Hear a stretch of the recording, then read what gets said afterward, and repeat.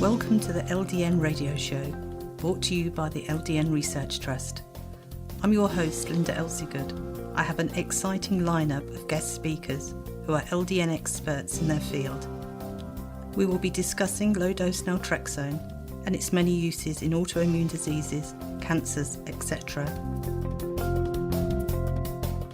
Thank you for joining us.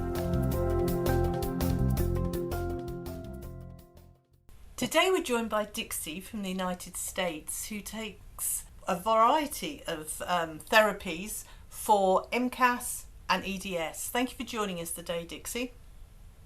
Thank you for having me. So could you tell us, when did you first notice there was something wrong? I actually began noticing abnormalities during childhood. While my parents were not hyper attentive to the physical responses I was having, I knew I was struggling digesting egg, dairy. I was getting rashes, having inflammation, intestinal inflammation.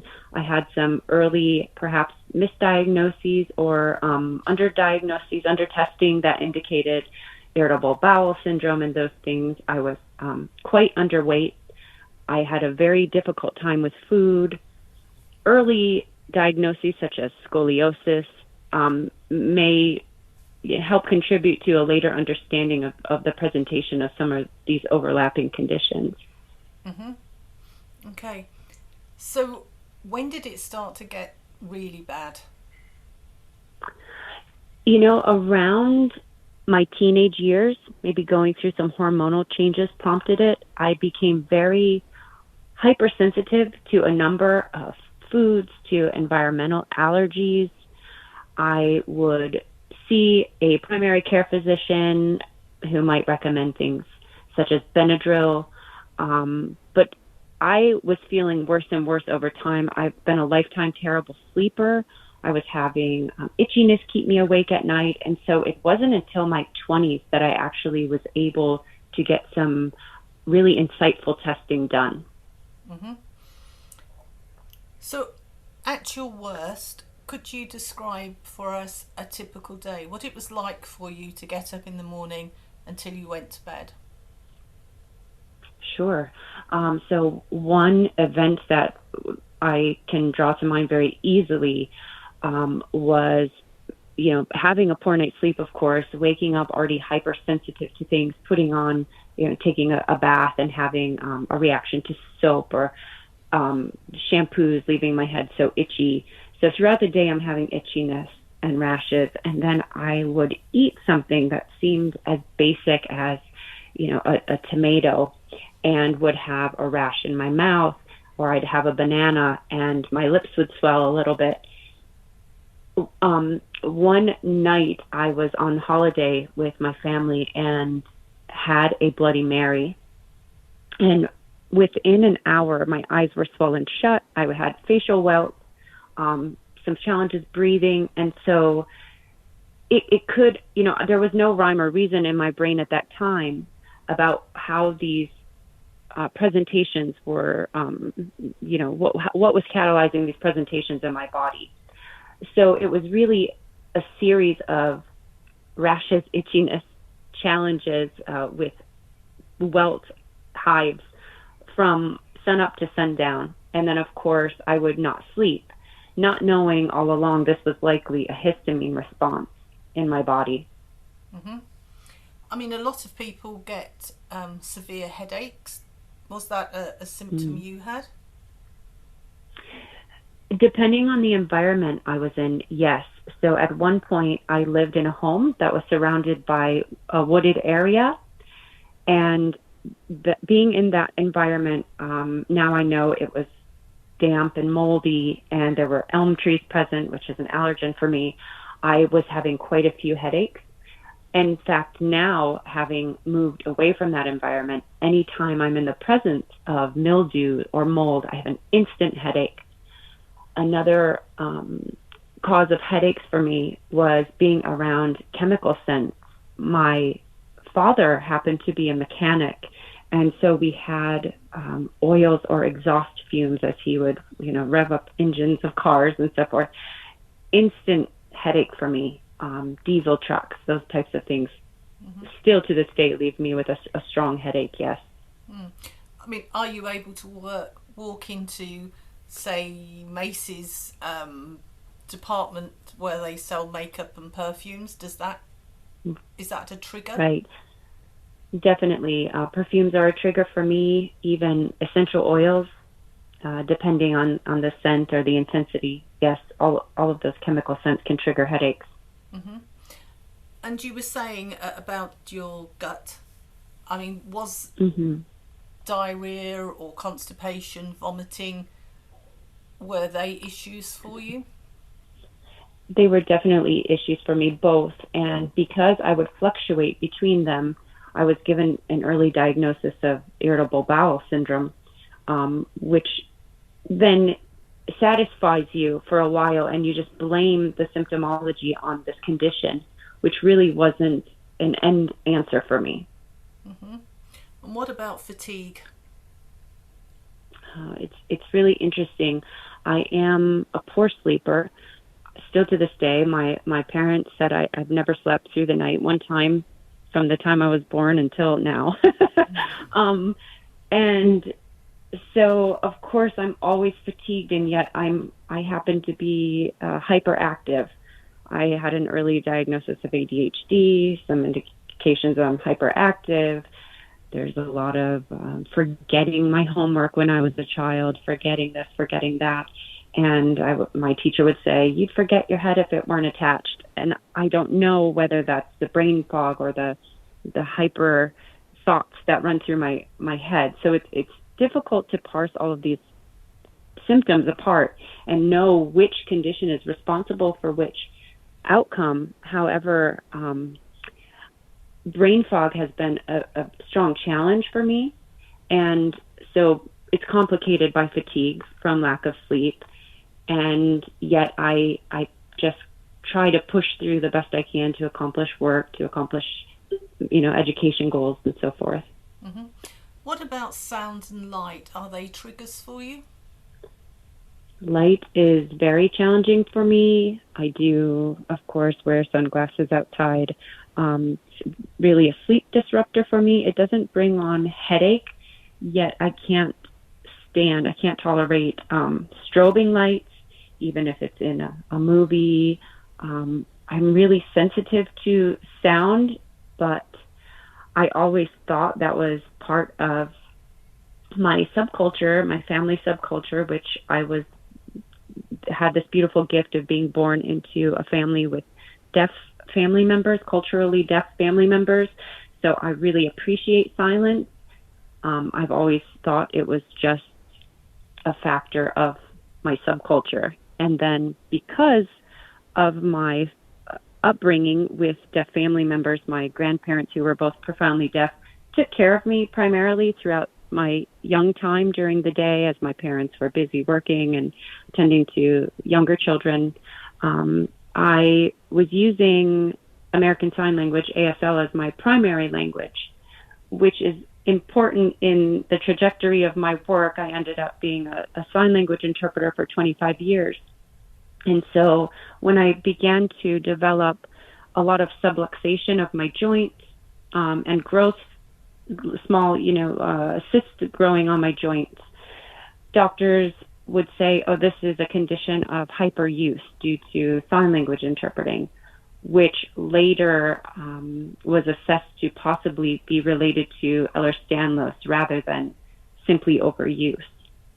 I was going to say, if it was overuse doing sign language, then most people who would sign would have that problem. Exactly. That was my point. Yes. One of my physicians. Yes, indeed. Okay.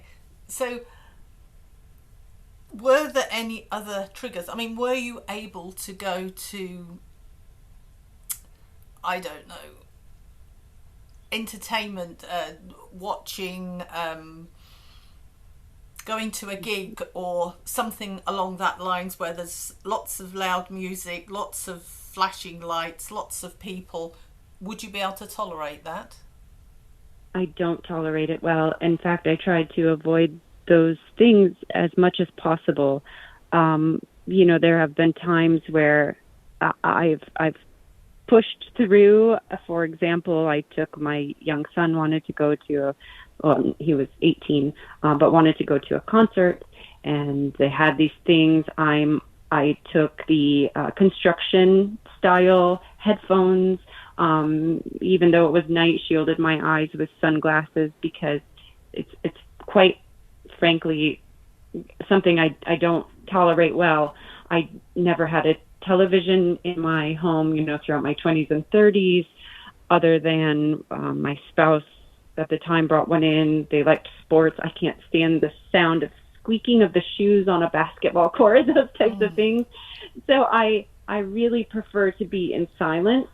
And again, I always thought that was a factor of my upbringing in deaf culture, and yet it may also be related to these syndromes. Mm-hmm.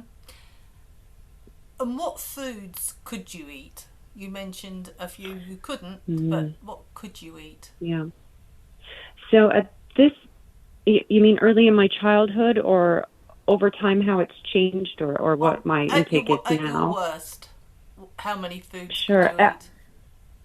Oh, yeah. At my worst, I was down to just a handful of foods that I knew were safe, that would not trigger the diarrhea or constipation in me.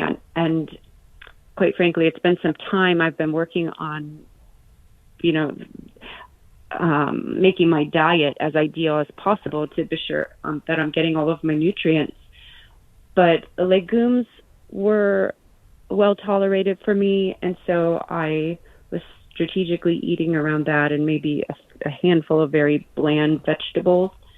I've begun to incorporate some additional high fiber foods, and to provide some substrate for my gut microbiota to make those prebiotics.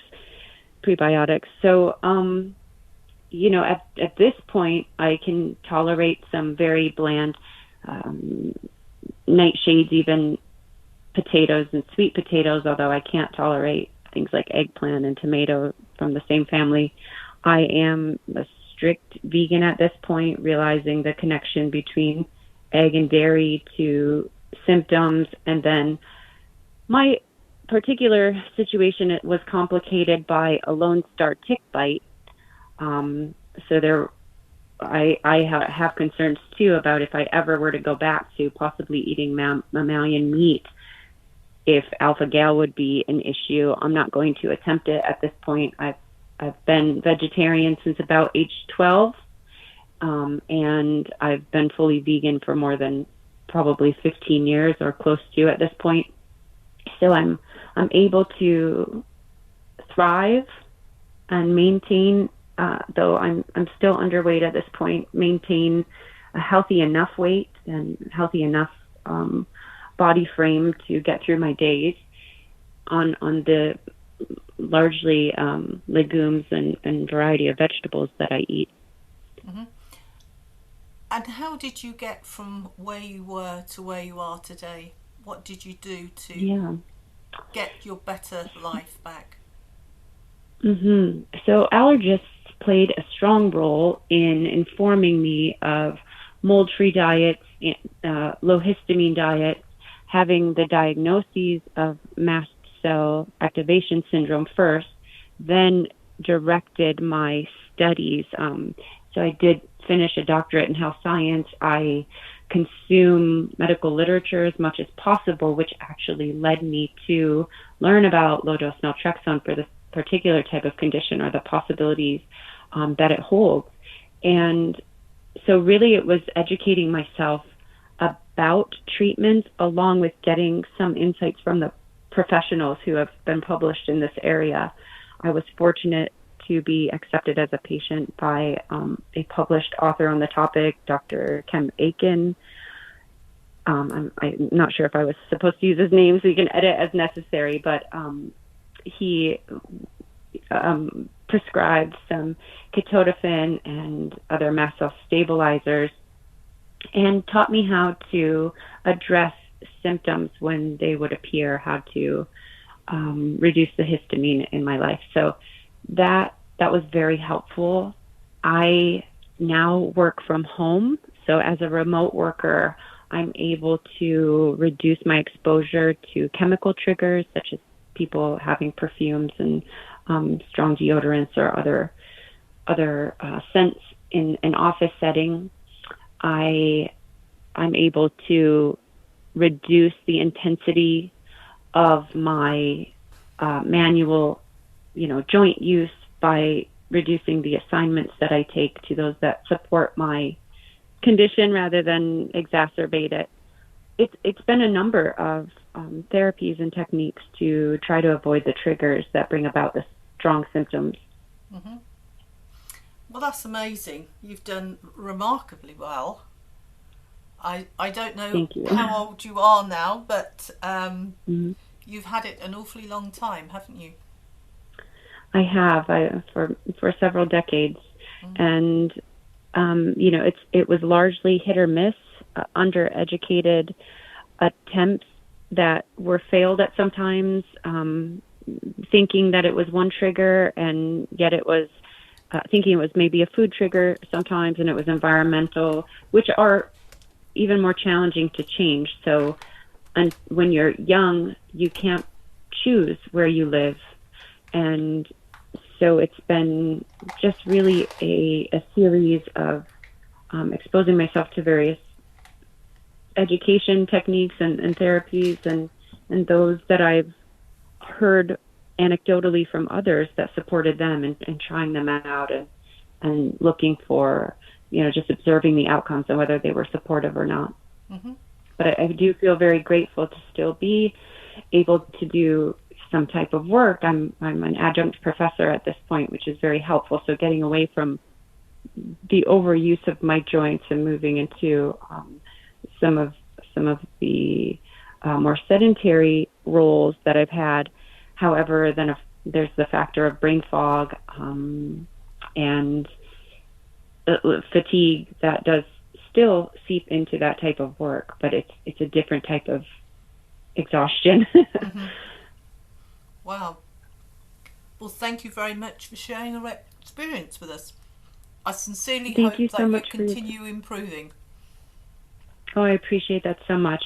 I thank you for your time and for sharing the awareness of the conditions, and wish you all of the best. Thank you.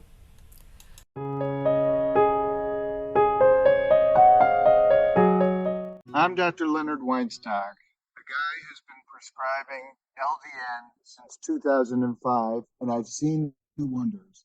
And I keep on seeing them, especially in hard-to-diagnose conditions.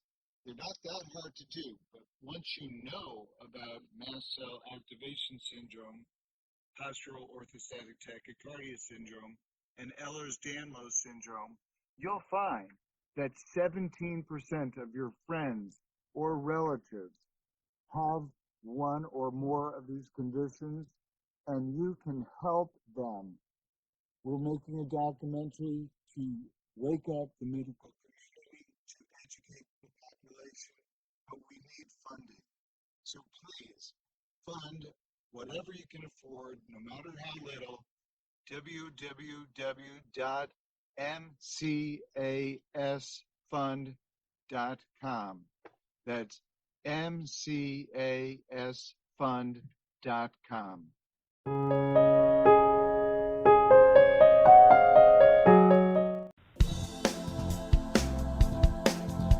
Any questions or comments you may have, please email me, Linda, Linda, at ldnrt.org. I look forward to hearing from you. Thank you for joining us today. We really appreciated your company. Until next time, stay safe and keep well.